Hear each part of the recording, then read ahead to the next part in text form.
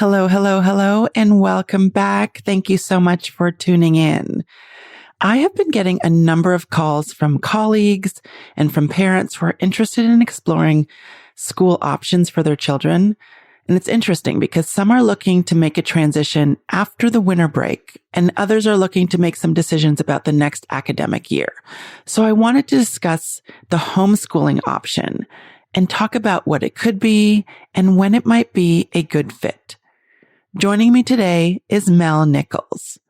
Mel is the Chief Operating Officer for Pacific Preparatory, where she oversees the work of their leadership team and manages the organization's operations.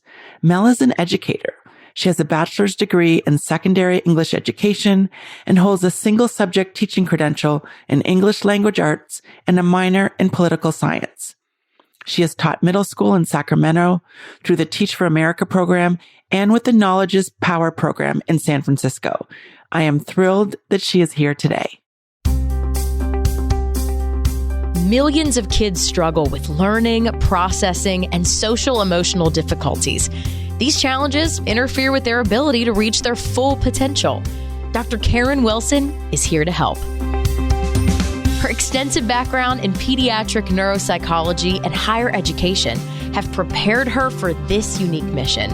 Listen as she delivers content to inform, educate, and empower parents and educators. This will enable you to identify challenges that kids face and get them on the road to achieving their full potential. This is Diverse Thinking, Different Learning by Child Nexus. Hello, Mel. Welcome to the podcast. Hi, Karen. Thank you so much for having me. I'm excited. I'm excited too. I've heard so many great things from you, from Corey Greenberg, the outreach manager for Pacific Prep and Tutor Core. And so I feel like I know you already. I know, yes. And I've listened to so many of your podcasts, and I know that you're just doing so much in the community. So it's exciting to finally meet and to talk with you today.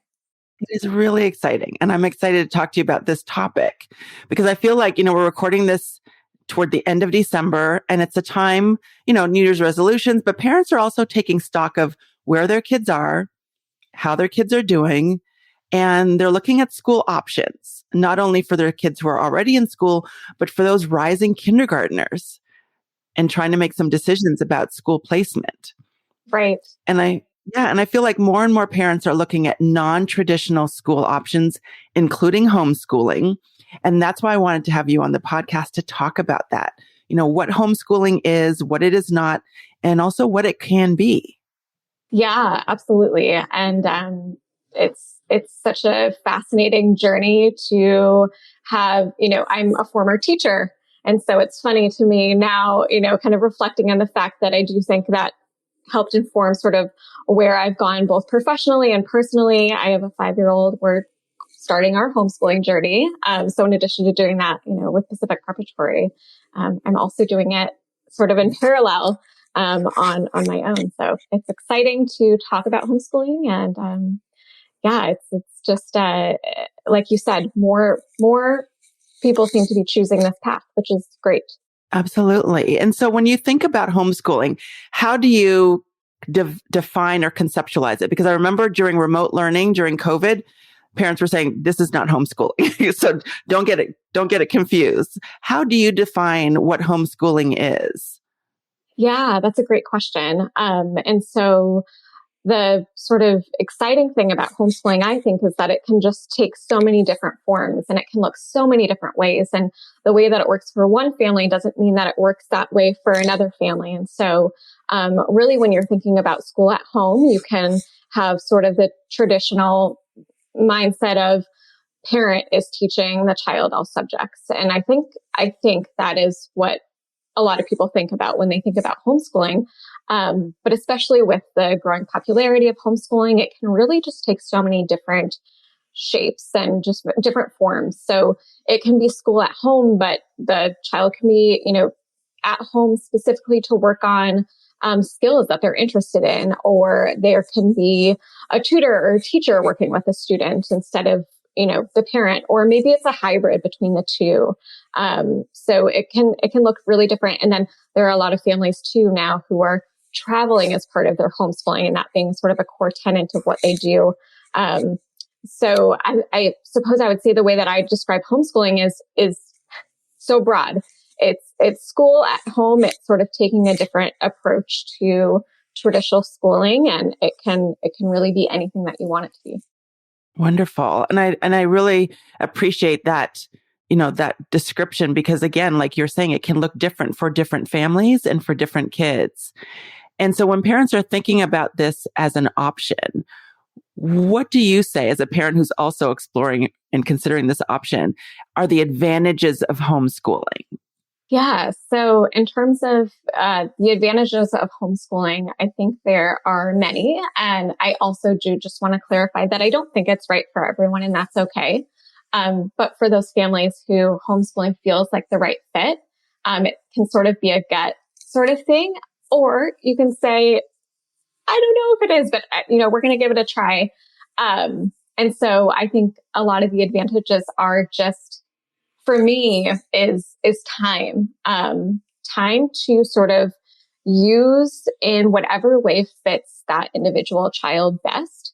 So in the typical, more traditional school setting, there's a lot of, 20, 30 students in a class, and everyone's sort of going through the same thing, which works for some students. But for the students who it doesn't work for, or for the students who have like particular interests in things, you can sort of flex and decide, what works best and what sort of day, you're sort of really thinking about the day. What do I want my day to look like for my child? What does my child want the day to look like for themselves? And depending on their age, they may have more or less input in that. But I think that to me, time is a big thing. And so when I'm looking at homeschooling my 5-year-old, and we're sort of doing a hybrid situation right now, and we'll start our, I would say, official homeschool journey in the fall, and then also working with students through Pacific Preparatory, or families through Pacific Preparatory, is, what do you want the day to look like? How do you want to utilize your time? And so you might, if your child is interested in music, maybe they're taking more music classes. If they're interested in traveling, if the family is interested in traveling, you're not sort of tied to that school calendar, which I think is really great. And then for a lot of students, it's just the fact that you get that one-on-one instruction, which I think is huge. Or some families might do small groups and that sort of thing, but it's so valuable to have that time to use efficiently as far as academics go, and then just have extra time to do what you'd like. There's a book that I'll just give a plug for, Rethinking School by Susan Bauer, and I think it's a wonderful book that sort of opened my eyes to, just how not easy, because I can't say homeschooling is easy. It's a choice that families are making, but it just gives such insight into all the different things that you can do with homeschooling and how you can make it work for your family, and how beneficial and just wonderful it can be. And so I think that one of the exciting sort of pieces of homeschooling is that she talks about in the book is sort of decentering school, which is, for most families, and they're in a traditional school setting, they're centering life around school. So you take vacation when school is out of session. You wake up in the morning, maybe earlier than you're ready to wake up, to go to school. It lasts for a certain amount of time. You come home, kids have homework. In the homeschool setting, I think one of the exciting things is that you can really, she talks about solving for X. So what is your ideal? What do you want the day to look like? And you can really just shape that homeschool day in whatever way feels good for your child, for the family. And then your child's just also getting that one-on-one instruction, which, research shows that it helps a ton. Kids learn a lot when they get that one-on-one individual instruction that's really tailored to their needs. Absolutely. And I can definitely see, as someone who works with kids who think and learn differently, and also, kids who are struggling because of learning challenges, but also those who are talented and gifted and who can be easily bored in a traditional environment, how the one-on-one and the personalized instruction can be incredibly beneficial to them. Yes, absolutely. Through Pacific Prep, we work with so many students who are 2E, or, they have various learning challenges and just the one-on-one nature of working with one teacher, or if you choose to work with your child yourself, one parent, just builds that confidence, and in a way that can be really exciting for that student. And maybe where they felt lost in a traditional school setting, they can, sort of regain some of that lost confidence and those skills in the one-on-one or the homeschool setting. Right. And I know that some parents are concerned, and many parents are concerned when they're exploring this as an option, and particularly if they are homeschooling their child or children and it's one-on-one. How do you continue to develop emotional well-being, emotional health, mental health in that environment, and also continue to help kids to develop those socialization skills? Yeah, that's a great question. And one that I am sort of figuring out personally, and have also supported with a lot of families with through Pacific Prep. And one, sort of thing that I think is really great about the homeschool environment, as I mentioned, is there's just more time to play with. You can sort of figure out what works for that child. And so I'm almost finding it's harder to limit those cases. I'm like, oh, what do I have to cut out here? Because we're getting really busy with all these fun opportunities that are available during the day. And so I think that there are a lot of ways to support that emotional, that mental health piece. And one for a lot of kids is just the ability to slow down a little bit. So the homeschool environment, I think, just naturally sort of lends itself to that. It's a little less rushed. And then there are just so many groups right now, and it's growing. There's a homeschool association for every state.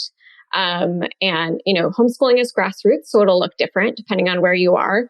But there are Facebook groups, there are meetup groups for all different ages. And if you can't find what you're looking for, you can start it. I'm actually starting a play group right now for, and the fun thing about that too is I'm sort of intentionally making it a play group for a span of ages rather than like all the exact 5-year-olds. So we're, moving a little down and up in terms of who's invited in terms of age, and there will be siblings and that sort of thing as well.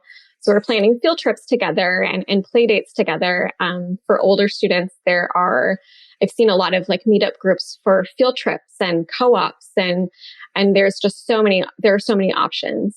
Kids can go to a physical place even to learn for homeschooling. It doesn't have to be the parent, there are online options. OutSchool is a really cool new thing that I think is fun for sort of interest-based learning and socialization. And then, of course, a lot of students that we work with, they have more time during the day to speak with and, mental health professionals as well as needed. Yes. And I can definitely see how you can probably be more emotionally attuned to a child in this schooling at home environment, because you can address their needs in real time. You don't have to wait until recess, right? You don't have to wait till the end of the school day. You can say, it sounds like you need to go for a walk right now. So let's just stop and let's do that. Let's go for a walk, or let's go for a bike ride.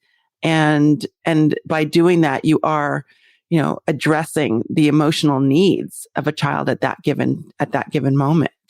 Right. Yes. And I think that is a really great thing when when your child is at home, you can develop more of that sense of exactly what they might need in a given day. And I think that's really great. And the wonderful thing about homeschooling too is that, you can change up the day.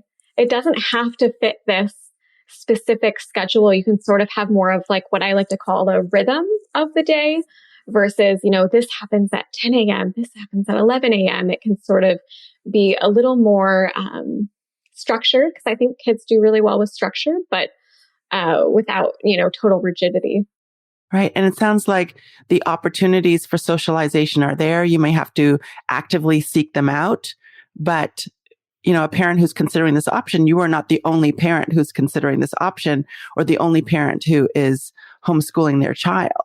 And so you really have a community of other parents who are doing the same thing, who you can connect with and provide that socialization for your child. And it seems like you'd also have a greater opportunity for cultural socialization for a child who's being schooled at home.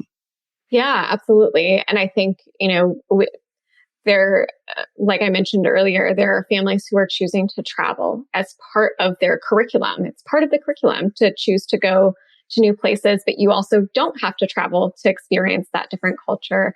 I think it's a good opportunity to explore what is around you in your neighborhood and your community and your state and and so you can take different field trips to museums or to different cultural centers to just get to know a community of just really vibrant folks who aren't necessarily, that your children don't necessarily need to be around the kids in their exact zip code, their exact, all born in the same year or approximately. You can really mix it up and I think it's great. And one of the things that I'm finding too is having sort of being around now where I'm starting this play group for my 5-year-old, just meeting other parents in the community that I would have never met otherwise, and to see how fascinating and thoughtful and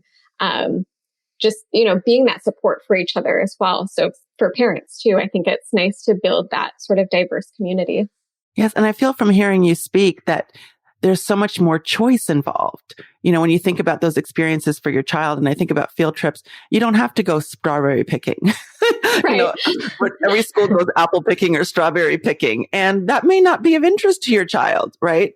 They may be more interested in going to the science center.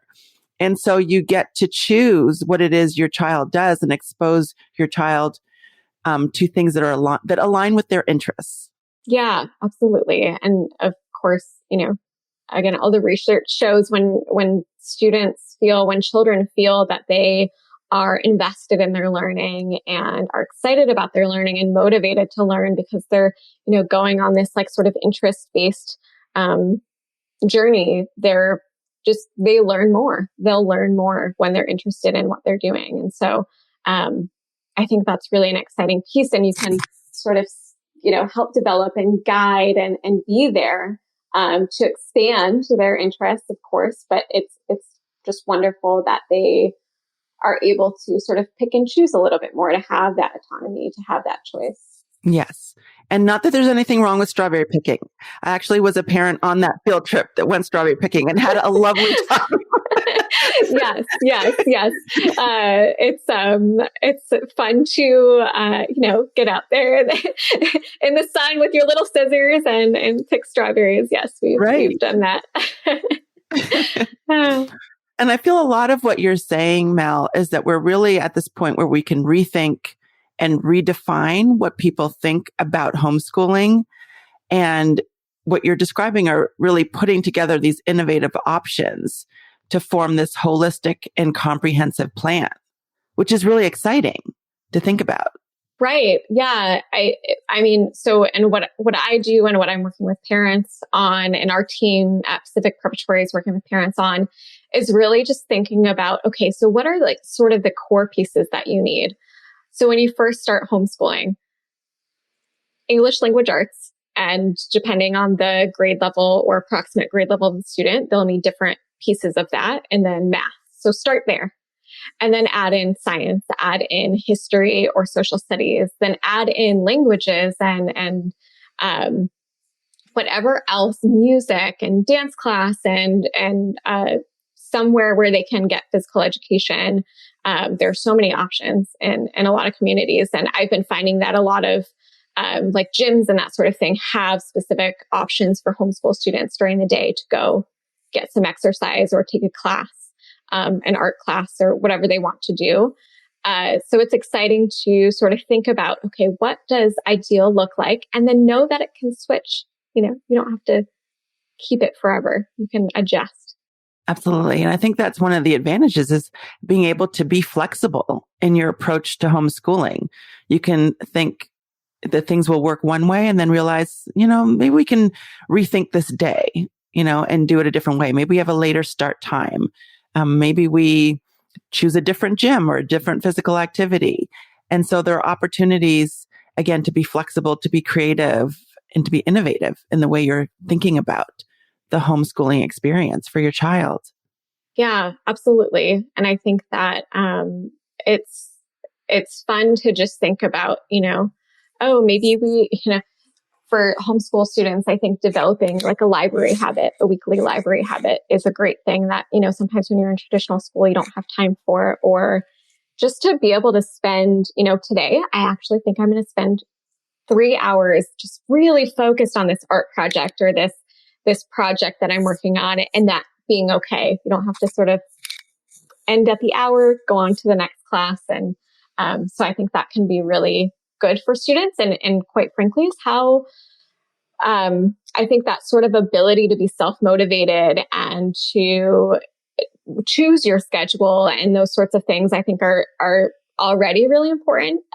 As for us as adults, like the mark of success is us being able to manipulate our own calendars to decide when we're spending time on what, and to choose the things that are, the priorities on any given day. And so I think that you're kind of building that skill too with homeschooling. It's not being, put on the child, but they're actually like helping to develop that. And then also in concert with what works best for the family as a whole. Yes. You're taking into consideration the child's needs, the family's needs, and then also getting the support that you need. And it seems that Tutor Core and Pacific Prep would really appeal to the homeschool community because you provide an opportunity for supplemental support for particular subjects and topics. You mentioned science or history. Maybe a parent is more comfortable with English and math, but not as comfortable with science. So can you talk about how, your organizations, Tutor Core and Pacific Prep, could be a supplement to those parents who are considering a homeschool option? Yes, absolutely. So we teach all core courses, and we also teach any number of elective courses. We have AP courses and honors courses through the California system. So we can really do anything, and we can specifically, I think a really cool option is to work with us supplementally, as you mentioned. So maybe, you feel comfortable teaching the math or the English, and you really want to outsource the science course. We do a lot of fun science experiments, and we send materials to families so that, so the student can have those sort of hands-on pieces, and develop a one-on-one relationship with someone who is, outside of their home, I think is really important too. And so that sort of offers that piece. And, even if you're taking one course with us, we can be sort of this experience sort of support for families. So we've helped families put together and map out high school transcripts. What does that look like? What is important to you? What are the goals for the future? And how can we help you backward plan in order to make that happen for your child? And we just, one of our high school students the student happens to be full-time with us, but we could certainly support with supplemental, one or two courses with us as well.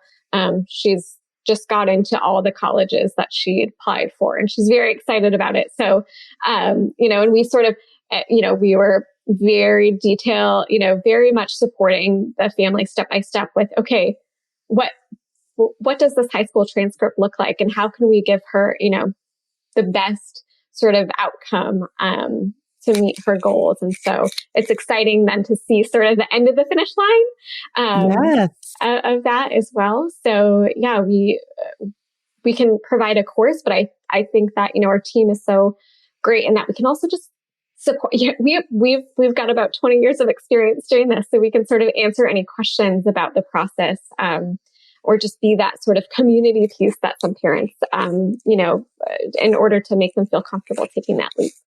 Right. And you're an educator, and you are, in this homeschool space. What advice do you have?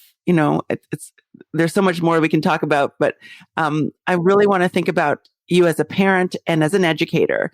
And any final thoughts for parents who are thinking about the homeschooling option?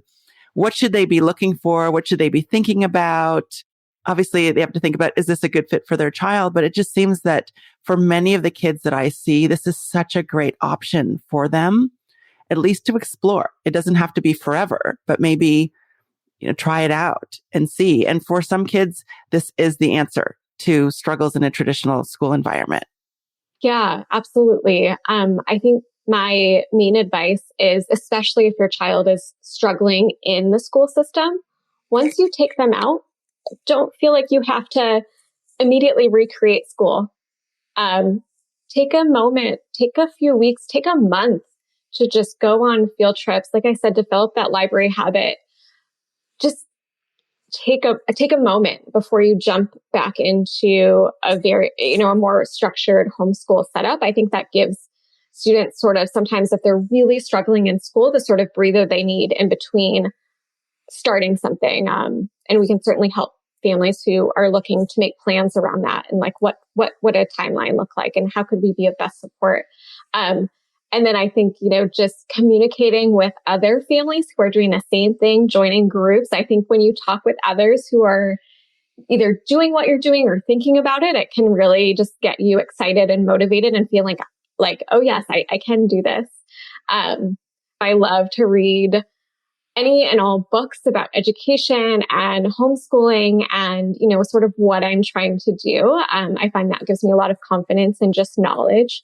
And just, tapping people for support. I think it really does take a village.